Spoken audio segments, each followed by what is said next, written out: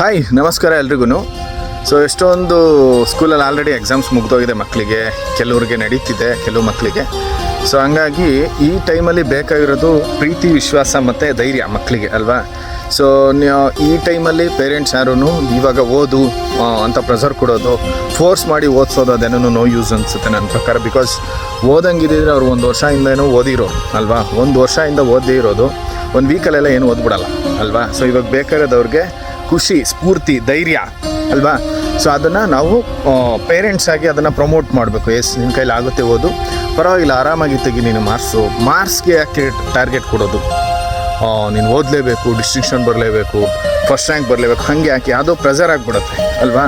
So ಅದು ಅವ್ರ ಮನಸ್ಸಲ್ಲೂ ಇದ್ದರೆ ಅದು ಮಕ್ಕಳು ಓದ್ತಾರೆ. ಸೊ ನಮ್ಮದು ಸಪೋರ್ಟ್ ಬೇಕು ಅಲ್ವಾ.